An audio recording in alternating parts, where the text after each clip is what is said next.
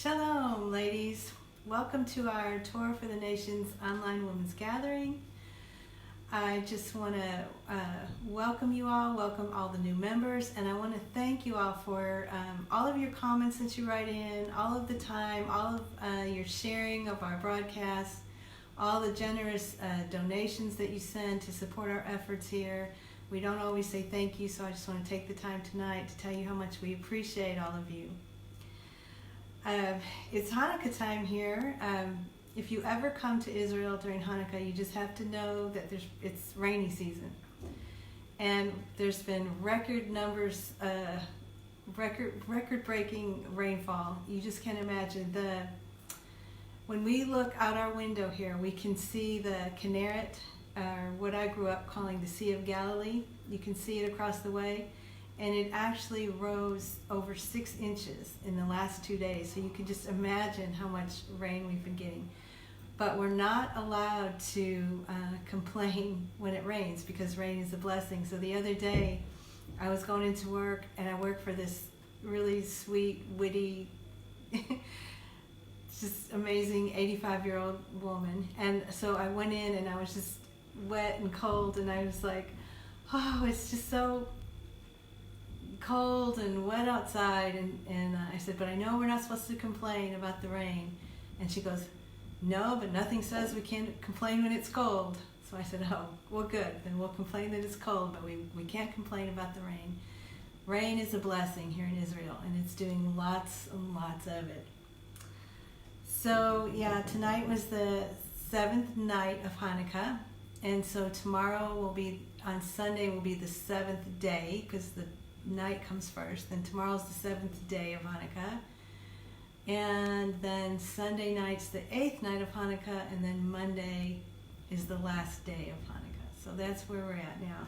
And one of the things that we learn about the Hanukkah candles is that the candle of God is the soul of the human being. So that's what it's all about. We're like making an advertisement. We're saying, I know I'm not a body. I'm more than just a body. I'm a soul. Like I'm a soul man. I'm a soul woman. That's what we're saying in Hanukkah. We know who we are. We're not just a body, but we're a soul. We're God's candle. So another thing that we learned during the Hanukkah story was that we need to be proactive and not passive. And in Hebrew, it's called Mida Keneged Mida, which means measure for measure, which kind of means God helps those who help themselves. So in the story of Hanukkah, nothing really happened until the Maccabees took action. Of course, it was their sister Yehudis that ignited the war, and she inspired her brothers to take action. But the idea is that the more active that we are in solving our problems, and the more proactive we are and not passive, then that's when God reacts to our behavior. He says we do our best and God does the rest. So we are partners with God. And we learn this in the story of Joseph. When he interprets Pharaoh's dreams, he was not passive. He was proactive. He mentioned God's name over and over. And he didn't only interpret Pharaoh's dreams, but he gave him the solution. He had a plan. He had a game plan. He had a strategy of how to solve the problem. There was going to be 7 years of plenty, followed by 7 years of famine. So the two ideas had to go side by side. As they're enjoying all of this plenty, they also had to know that 7 years of famine were coming. And so it needed a strategy, it needed a plan, and in the end, it was the famine that caused Egypt to rise to great power. And if you're the only one in the whole Middle East with any food, you can imagine how wealthy they became when everybody had to come to them for the food. But that was because Joseph had the plan, Joseph had the strategy, not just to tell Pharaoh there's going to be 7 years of plenty followed by 7 years of famine. You know, anybody can call out a problem. It says that we live in a world where people love to point out all the things that are wrong, but it's the rare person who offers up concrete answers and will even commit to being part of the solution. So Joseph, that's what he did. He was part of the solution for Egypt. He gave a game plan and he gave a strategy. So I wanted to read you something from our Chumash about this idea of being active versus being passive. It says, Joseph was a righteous person, and when he dreamt about working in the field with his brothers, binding the sheaves. But Pharaoh, a wicked man, had a dream which involved no effort on his part. So this highlights the fact that all matters of holiness require effort, ensuring that what we receive from God in return should not be unearned, and is called the bread of shame. So that's an idea that I've learned about here in the Jewish teachings. There's something called the bread of shame. There's this idea that, you know, some might think, well, in God and his goodness that he just wants to give us things. But God knows us better than we know ourselves. And he says that man is born to toil. And it started right in the Garden of Eden. Adam was placed in the garden to work it and to guard it. And when the people were taken out of Egypt, it wasn't just so they could just be given things. He said, I'm taking you out of Egypt so you can serve me on this mountain. And so it's not like they were just there to eat and be satiated with goodness. It says the Jewish people were freed from Egyptian slavery in order to attain the level of true service of the Almighty. So it's about working, it's about serving God, it's about doing our part, it's about God helps those who help themselves. And we might ask, why should the Creator, who is the essence of all goodness, require work and service as man's only ultimate path to perfection? Why must we struggle and toil to remove the many obstacles and barriers to realizing our true potential? Does this not seem to be the very opposite of God's infinite goodness? So I wanted to tell you two short stories, one that happened to my husband and one that I read about that have to do with expecting kind of God to do it all. When he was selling cars, there was a young couple that came in, and he helped them for several hours finding the car, and they're drawing up the papers for the payment plan, and they give him a check, and he said, I can't let you have the car until the check clears. And they said, yeah, we know, we understand.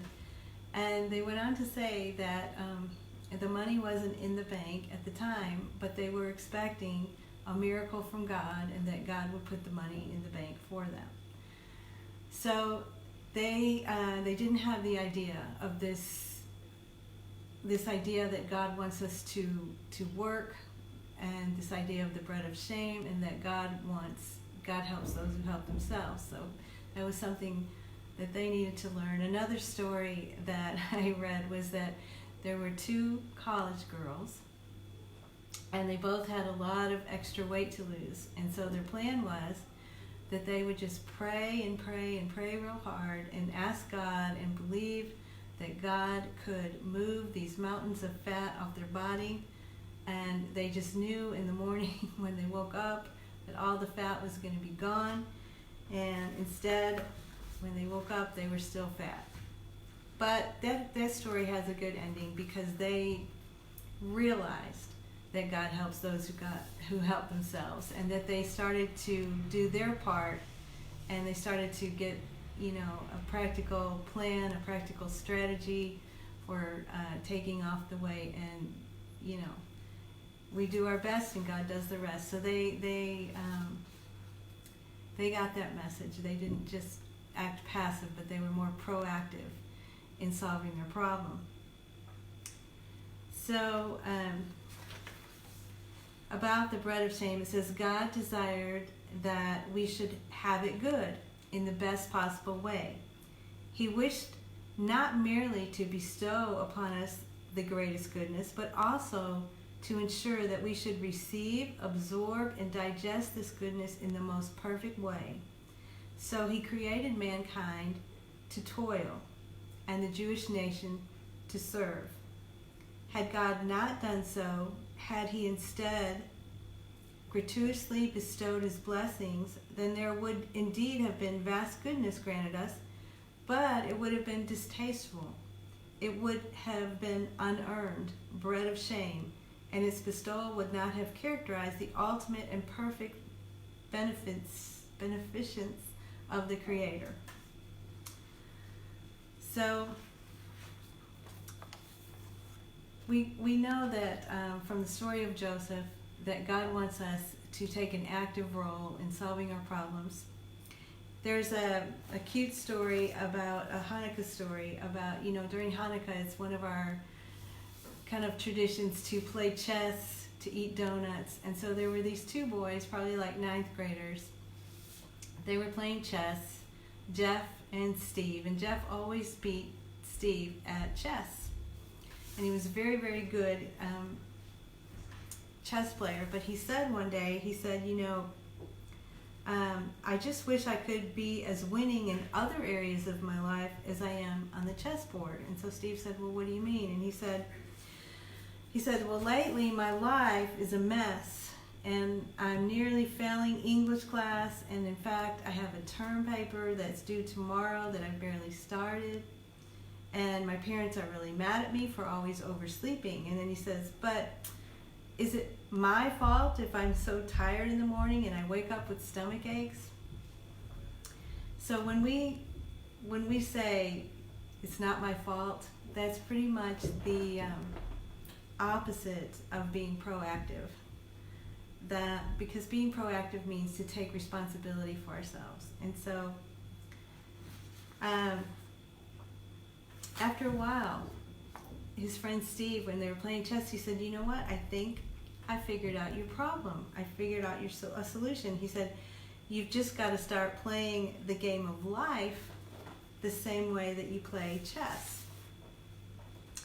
And so he went on to explain, he said, okay, so tell me, when you make a chess move, do you just move whatever piece you feel like? Is it all random?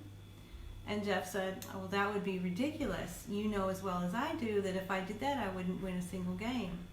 He said, I carefully plan every move.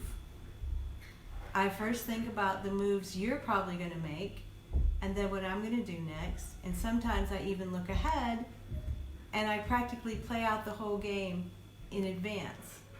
And so Steve said, okay, well, that explains why you almost always beat me.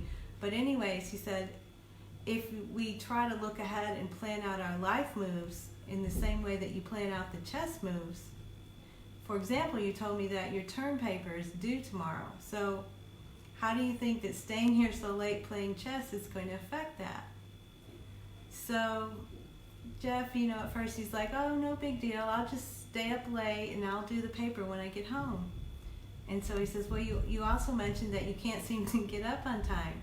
Will staying up half the night help or hurt that problem? So he's talking his friend through it, and he says, I can see that probably eating a half a dozen jelly donuts is also a bad move that won't do so much to help my stomach aches either. So he's starting to take responsibility for not wanting to get up in the morning, for having the stomach aches, for not putting the time in to pass the class. And so he says,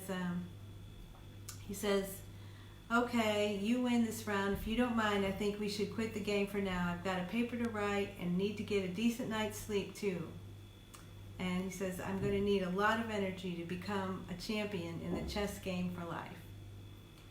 So Jeff got the idea, this is a story that we can share with our kids to learn how to not be like the victim, not be passive, not to say it's not my fault, but to be proactive and to think about just in the same strategies that we use when we're playing games, especially like the game of chess, of thinking ahead. This is the same strategies we use to be successful in our life.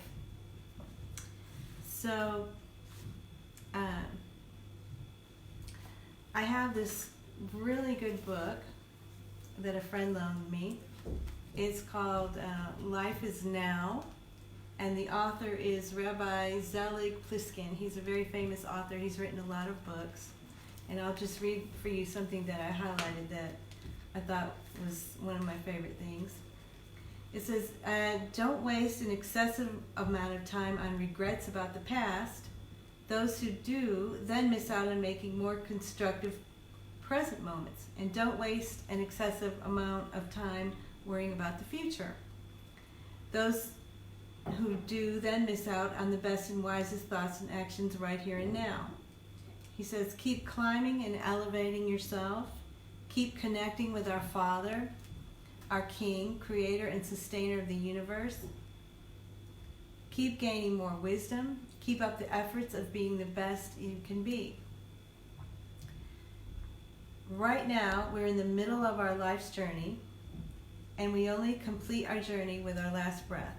Every other breath gives us opportunities for more elevating thoughts, words, and actions. And he says, keep choosing wisely. So this idea of making wise choices, I was telling you that the 85-year-old woman that I work for, she's a retired psychoanalyst, and her words of wisdom, she doesn't always say, keep choosing wisely. She'll say something like, what is the most adult thing you could do right now, or what is the most adult thing you could say right now to bring about good results? So she uses this word adult, and this word adulting is kind of popular right now. I really like it. But what it means is, kind of fulfilling your basic responsibilities as a human being. And that's what we're doing. We're not trying to blame others, but we want to be proactive, be problem solvers. And there's one thing that in everything that we learn, we should always have like a takeaway. And so today's takeaway, this is in this book, he says, I have a suggestion for you. Make it a habit each and every day to write down a positive story about yourself. Describe something positive you said or did, and I think you could do this with your kids also. It could be something done around the dinner table, but it gets you to where you're thinking about an act of kindness that you can do every day, because every day you want to have at least one thing to share. And so it says, for example, if you said a kind word to someone, you can describe your act of kindness in glowing terms. You can write about the potential benefits of that kindness. It says, I'm not referring to boasting about yourself. Rather, view it as a record of at least one positive thing you did each and every day. Okay?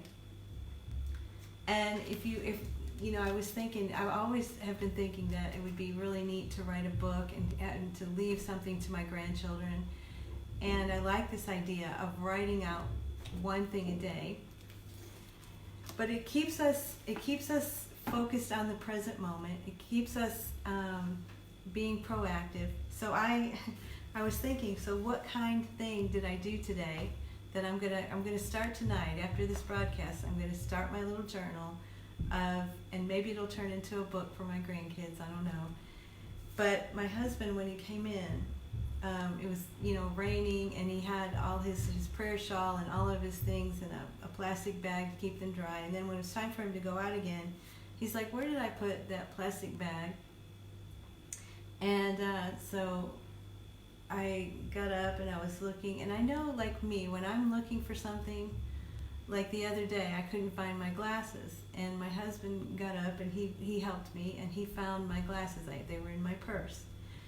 And so tonight, when he was looking for something, my act of kindness is that I got up, and I know it's just a little thing, but I went and I found it. It's like, oh, here it is. And to me, it's just like, it doesn't have to be big things, but it's the little things. It's just being in tune with someone. They're frustrated, they can't find something. Whether you find it or not, at least they can be comforted that they have somebody that at least is going to help them look when they misplace something. So we can get our kids thinking about acts of kindness that they can do, and it would be really fun to keep a log of that and have it turn into some kind of book after a long time. Okay, so kind of just to sum it up, God helps those who help themselves. The Maccabees and the Hanukkah story, they were proactive, and Joseph was pretty much the poster child for being proactive. I mean, he was the make lemonade out of your lemons person, because everything that happened to him, in the end he came out on top. And you remember that last week I told you the 4 words that changed history, but the 4 words was the kind words that came out of Joseph's mouth when he was in the prison. And he said, "Why the long faces?" And he asked the butcher and the baker, why were they so down? And he was like, what can I do to help? And so that act of kindness got the ball rolling, that for him to get out of prison, and for him to interpret Pharaoh's dreams, and to make Egypt rich, and to save the whole Middle East from famine, including his own family.